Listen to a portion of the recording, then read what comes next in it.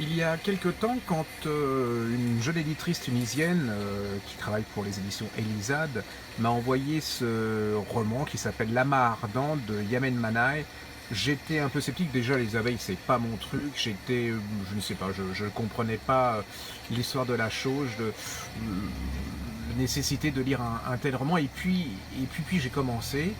Et bien là, j'ai vraiment eu tort d'attendre si longtemps avant de le lire parce que c'est d'abord, on est en Tunisie, dans un village perdu au fin fond de la Tunisie avec un homme qui cultive ses abeilles sauvages et qui l'appelle ses filles. Tout va bien, vous avez la vie dans ce village, tout le monde s'entend, l'ambiance est chaleureuse jusqu'au jour où il revient un matin et là, il découvre une de ses ruches dévastée avec ses abeilles complètement massacrées et il commence à se poser des questions. Que se passe-t-il? Par qui ces abeilles ont-elles été massacrées?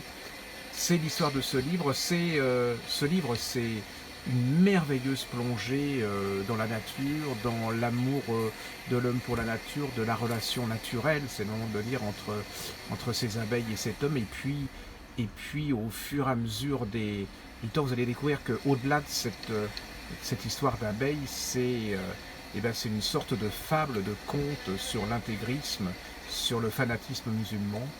Comment on va découvrir que ces abeilles sont tuées par un frelon noir, et ce frelon noir a été amené par un riche cheikh d'Arabie Saoudite dans son yacht. Vous allez voir la, eh ben, le parallèle entre ce frelon noir dévastateur et puis cet intégriste. Vous allez voir le combat courageux de cet homme pour sauver ses filles, comme il dit.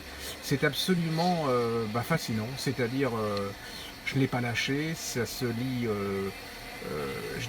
j'aurais tendance à dire vite, mais profondément.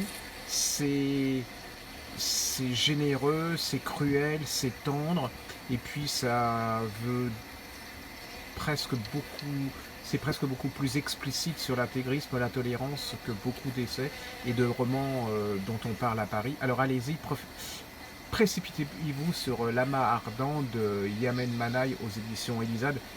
Très très excellente édition tunisienne pour qui j'ai beaucoup d'admiration. À bientôt.